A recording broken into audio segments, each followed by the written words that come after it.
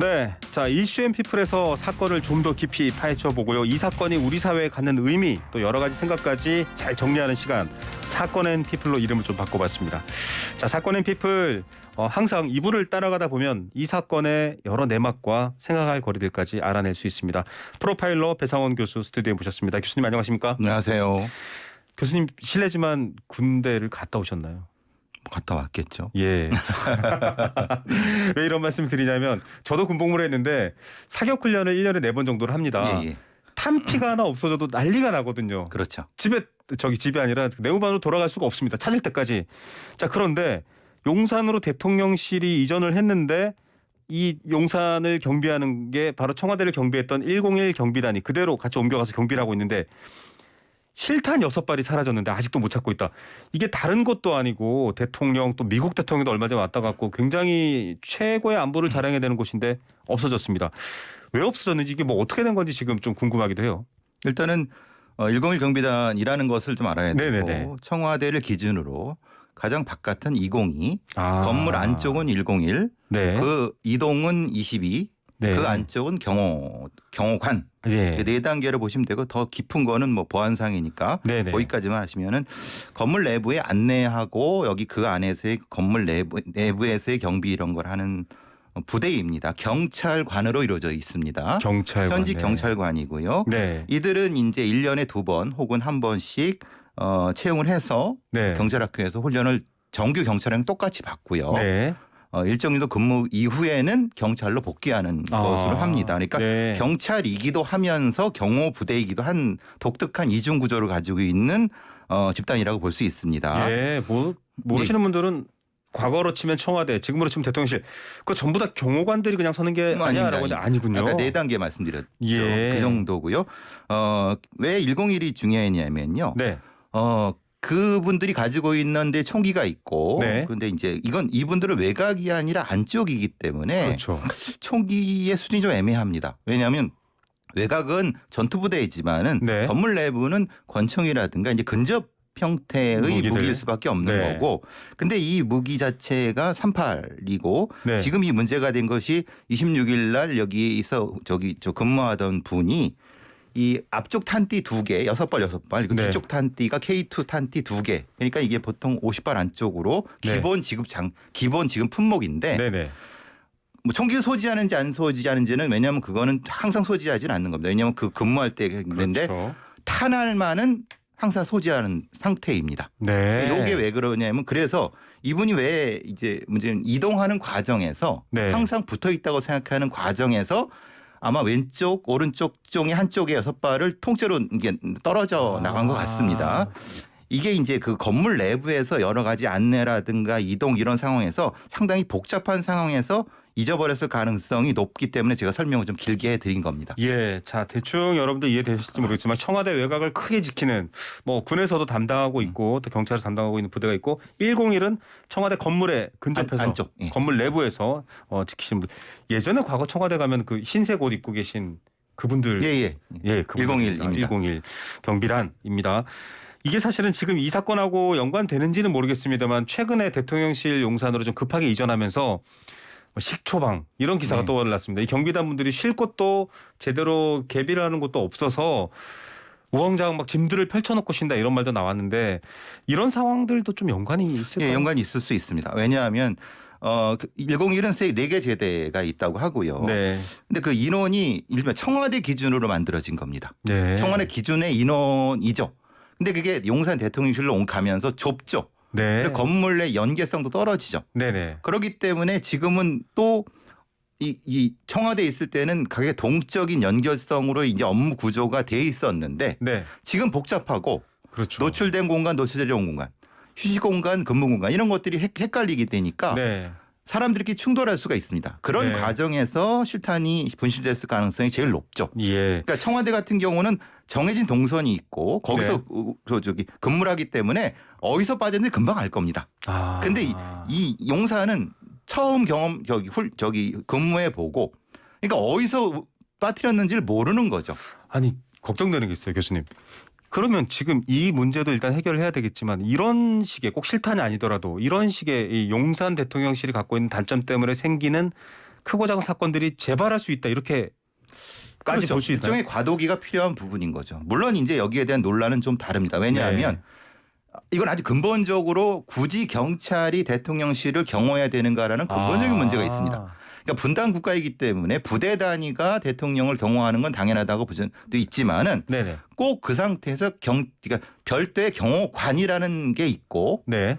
그러니까 현직 경찰들을 굳이 부대 단위에 투입할 필요가 있느냐. 아. 그러니까 영국 같은 경우는 총리실에 별도 조금 네네. 다른데 이제 서구 유럽은 대부분 조금씩 하는데 그런 문제 때문에 그러니까 왜냐하면 이분들의 정체성이 경찰이면서 경호 부대거든요. 네네. 어쨌든 그런 것 때문이도 있지만은 당분간 적어도 2년 정도는 혼란이 생길 수밖에 없습니다. 왜냐하면 이 사람들이 여기서만 근무하는 게 아니라 네. 부대 그러니까 경찰 복귀를 해야 될 사람들. 그렇죠. 그러니까 굳이 여기에 정체성이 있는 것도 아니고 네. 그렇기 때문에 상당 부분 좀 혼란이 생길 수 있죠. 예, 이게 지금 정화조까지 수색했고 금속 탐지기를 들고 다니면서 상당히 많은 인력이 수색했는데 못 찾았습니다.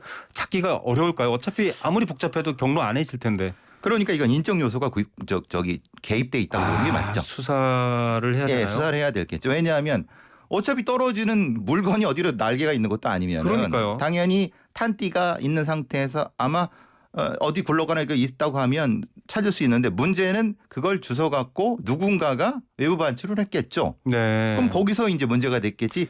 그 공간에 있다고 하면 당연히 다 찾을 수밖에 없는 거고 요즘 예. 기술이 좋은데 정화조까지는 찾을 필요가 없었는데 그렇죠. 왜냐하면 예전에는 그렇게 숨겨놓은 수가 있었기 때문에 그런 거죠. 그렇죠. 예.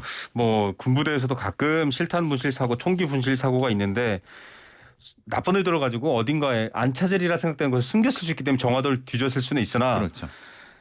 아니, 근데 수사가 필요한 부분입니다. 근데 굉장히 이건 사실 정말 프로파일러들의 도움이 필요할 것 같습니다. 이 행동과 동기를 예측해서 찾아서 수사를 해야 될 것 같은데 그 드나드는 것 자체도 보안이 세잖아요. 대통령실인데. 근데 요건 좀 애매한 건 육군회관 연결된 부분이기 때문에 네. 대통령실을 드러내려고 한 것이 아니라 저쪽 인원과 교차되는 과정에서의 문제가 됐을 수 있습니다. 예. 예를 들면 이런 거죠. 육군이나 이런 군 인원이 내가 여기 착각해서 들어왔는데라고 했을 때 그러면 쫓아낼 수는 없지 않습니까? 네네. 그러니까 이 신원을 확인해 갖고 해야 되는 그런 어떤 지속적인 오류가 네네. 약간의 조우가 생겼다고 하면은 그들 모두를 다 수사를 해야 되겠죠. 네, 예. 그래서 사실은 뭐 지금 용산 대통령실의 과도기적 상황이다라고 교수님께서 얘기를 주셨는데요. 그런저런 섞이는 상황에서 누군가가 의도를 가졌다라고 해도 애매합니다. 이게 지금 논란이 됐던 게 얼마 전에 바이든 대통령이 왔었잖아요. 이 상황이 알려졌으면 미국 대통령이 안 올 수도 있다. 근데 이렇게 한번 예측을 해보겠습니다. 이거는 절대 사건을 제가 연계해서 드리는 말씀은 아니고요. 만약에 나쁜 의도로 누군가가 실탄을 이런 방식으로 습득을 했거나 혹은 일부러 빼돌렸을 경우에 충분히 생각하기도 싫었던 사건이 일어날 수 있다라고 볼 수 있나요? 그렇죠. 왜냐하면 지금 작년 재작년에 총기류를 네. 그러니까 모형 총기류를 분해해 갖고 수입을 해 갖고 조립해서 근데 그게 연산은 안 됩니다. 왜냐하면 네. 공이라든가 총열에 문제가 있기 때문에 네네. 한두 발 사격은 가능할 겁니다. 그러니까 사실 모형이지만 실탄 사격이 가능하다는 거죠. 가능할 겁니다. 총알만 있으면 그냥 총이네요. 그렇죠. 예. 그렇기 때문에 이게 우리가 보통 자동소총 같은 경우는 총열이 녹아내리기 때문에 그걸 그렇죠. 이렇게 모형은 안 되지만 네. 한두 발은 가능하죠. 그러니까 그게 위험하다는 부분인 거고 네. 그런 의도를 가지고 했다고 하면 또 하나 뭐 사제 총기류 같은 경우는 맞아요. 쉽게 만들 수가 있고 정교성은 떨어지죠. 사실 제가 저희가 방송 시작할 때 그 오페산 터널 무려 열몇 정의 사제 총기를 만들어서 심지어는 폭탄도 만들고 경찰관 한 분이 안타깝게 돌아가시기도 그렇죠. 했거든요. 그런 거 보면 지금 교수님 말씀처럼 이런 실탄이 어디선가 누가 유통이 됐을 때 격발할 수만 있는 어설픈 총이라도 만들면 인명이 피해를 입을 수도 있다 그렇죠. 이거잖아요. 보통 멀리는 못 나갈 겁니다. 정교함도 좀 떨어지겠죠. 네. 그래도 5m 안, 3m 안이라도 이건 상당히 위험하죠. 맘만 먹고 누군가를 해야겠다라고 하면 해야 할 수 있는. 그게 오페산 사건이 그래서 문제가 된 거죠. 그때 경찰관은 사실은 그 거리를 생각했는데 사실 그 사거리를 생각 못했죠. 그래서 예. 사실 안타깝게 문제가 돌아가신 안타까운 일이 벌어졌는데 그 정도로 사제 총기 부분도 위험성이 있기 때문에 총알 네. 분실은 심각히 수사를 해야 되는 상황인데 지금 이렇게 미적하고 있는지 모르겠습니다. 지금 사실은 과거에도 군부대에서도 상당수 실탄이 없어지거나 심지어는 이제 과거 전쟁 때 쓰거나 군부대가 있었던 자리에 파묻어버렸던 실탄, 소진을 안 하고 뭐 어떤 식으로든 처리를 했던 건지 모르는데 그런 것들이 민간에서 발견되는 경우도 보도가 많이 되거든요. 그런 문제는 뭐 들어보셨겠지만 소비 사격이라고 아시죠? 네네.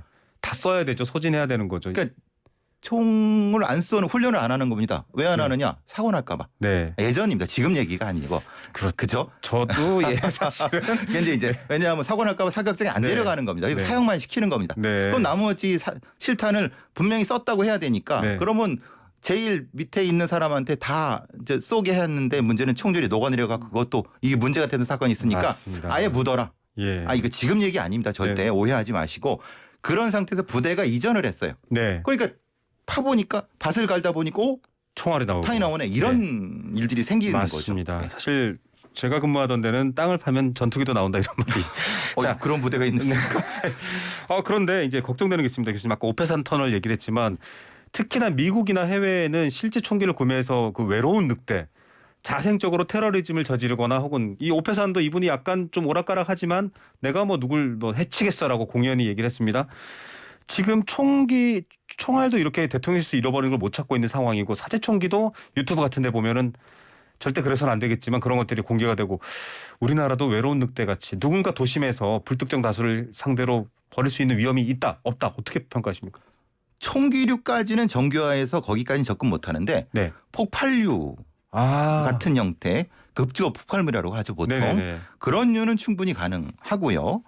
그러니까 일종의 화염병 같은 형태인 거죠. 맞습니다. 무슨 화약 용기를 담아서 거기에 예. 쇠붙이 같은 걸 넣어서 그리고 특히 터뜨리거나 중국에 수입되는 폭죽 같은 거에 폭약을 농축해서 하는 경우도 실제로 존재하기 때문에 그거에 대한 관리가 지금 강화되고 있는 측면이 있고요. 네. 그러니까 이거에 대한 관리를 지금보다는 좀 더 확대해야 됩니다. 네. 지금 같은 경우는 총기류는 경찰서 생활질서계에서 네. 하고 있고 물론 수렴용이나 엽총도 관리가 잘 되고 있습니다만 네. 간혹 이것이 무단 반출이 되거나 네. 아니면은 사실은 수렴용으로 쓴다고 하고 실제로 입맛살상용으로 가는 이게 지금의 문제겠죠. 맞습니다. 예. 과거에도 그런 시골에서 그런 사건이 있었습니다. 이 총은 자기 집에 보관하는 게 아니고요. 경찰서에 등록 보관한 비치하게 뒤에 돼 있습니다. 필요한 시기에 허락을 받아서 꺼내서 목적에 맞게끔 쓰는 건데 예전에도 마을에서 약간 그런 엽총으로 끔찍한 사건들이 일어나고 했었거든요. 그렇죠. 사고의 위험이 항상 있네요. 그러면. 그렇죠. 이게 수렵하겠다고 면허를 받아갔습니다. 네. 그런데 그걸 가지고 다른 지역으로 가서 강도를 하거나 뜻으로 그런 쓰거나. 사건도 실제 존재했고요. 네. 그리고 또 수렵 과정에서도 네. 예를 들면은 사실 어떤 분이 거기에 이제 뭐 소변이 급해갖고 택시기사 한 분이 그렇게 엽총에 됐죠. 예. 근데 문제는 이제 그게 멧돼지인 줄 알고 네. 뭐 써갖고 변을 당하신 그런 사건도 있었고요. 네. 그리고 실제로 거꾸로 불순한 의도, 나쁜 의도를 가지고 총을 쏜 후에 그렇게 변명하는 경우도 생기는 수 있는 거고요. 네.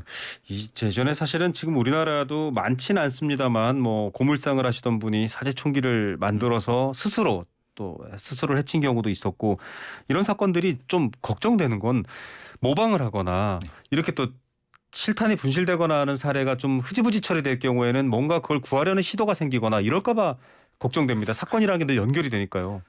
연상작용을 하는 거죠. 네. 암시를 주는 거죠.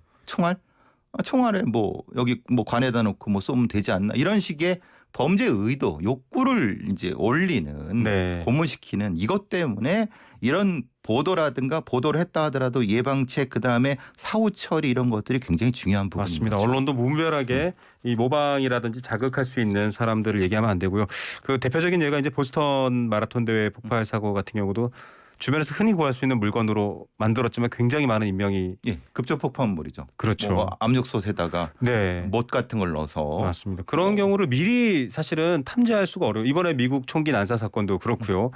미리 알아낼 수가 없습니다. 혼자 그냥 어느 날 우르르 가서 범행을 저지르기 때문인데 우리나라에서는 좀 그런 것들을 그래도 예방을 하거나 약간 특정 컨텐츠를 많이 보게 되면 좀 물론 그것도 인권 침해 요소가 있습니다만 막을 수 있는 방법이 있을까 싶기도 하고요. 근데 이제 일정 정도 경로가 되는 데는 우범 경로가 되는 사이트는 감시를 하고 있죠. 아까 말씀하신 모형 총기지만 굉장히 정교한 걸 들여온다든지 하는 부분들. 그런데 루트가 있고 어느 지역에서 주로 수입된다. 그럼 거기를 차단해야 하니까 국제 공조라든가 아니면 특별한 형태의 총기를 개조해 주는 어떤 공간에 대한 미리 탐지 같은 것도 경찰청이 하고 있는 상황입니다. 그리고 이런 형태의 총기 범죄 예방할 수 있는 프로파일링 시스템으로 인해 갖고 특정한 사이트에 뭐가 올라왔을 때 예를 들면 텔레그램에 어떤 특정한 네네. 영상이 올라왔을 때 거기를 또 추적하는 이런 시스템들을 개발하려고 있습니다. 예, 여러 가지로 사실은 범죄, 범행 혹은 만인들 공공의 이익을 피해 주는 것에 대한 얘기고요.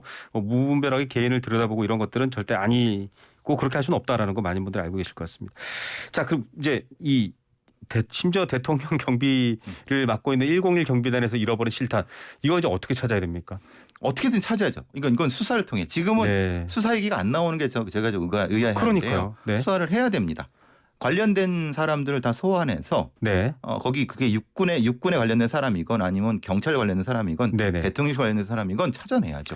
보통 이런 경우에는 앞서 말씀하셨지만은 이제 군과 경찰 101 경비단이 겹치는 부분도 있고 장소 시간대가 특정이 되니까 전수조사를 하나요? 어떻습니까? 예. 그 CCTV가 있고 드나드는데 다 출입구가 있지 않습니까? 네네네. 그러니까 찾으려면 저는 시간이 문제 찾을 수 있다고 보거든요. 네. 근데 수사 얘기가 안 나왔으면 걱정이거든요.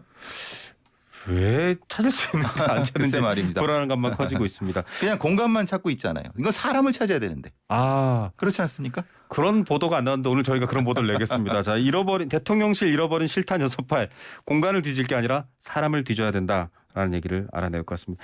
지금까지 이렇게 아직까지 실마리가 안 잡히는 걸 봤을 때 나쁜 의도가 있다 없다까지는 판단할 수 있는 단계인가요? 어떻게 보십니까? 일단 지금 상태에서는 그런 의도보다는 네. 그걸 가지고 다른 어떤 제2의 뭘 하려고 하는 그런 쪽으로 연결이 되겠죠. 그걸 아. 직접적으로 노렸다기보단 우연히 습득해서 그걸 가지고 이렇게 하려고 했던 2차적인 범죄. 계획적이라기보다는 예, 그렇죠. 잃어버린 것은 실수이나 그 실수를 누군가가 만약에 지금 실탄을 획득했다라고 한다면 그건 이제 그 의도는 좀 그렇죠. 찾아내야 된다라는 거군요.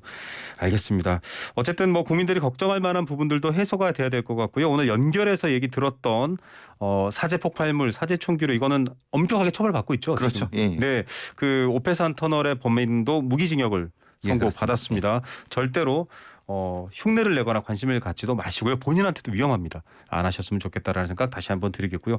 역시 교수님하고 얘기하다 보면 사건의 저 너머까지 왔다 갔다 하는 것 같습니다. 오늘 말씀 여기까지 듣겠습니다. 감사합니다. 감사합니다. 네, 사건엔 파일 배상훈 프로파일러와 함께했습니다.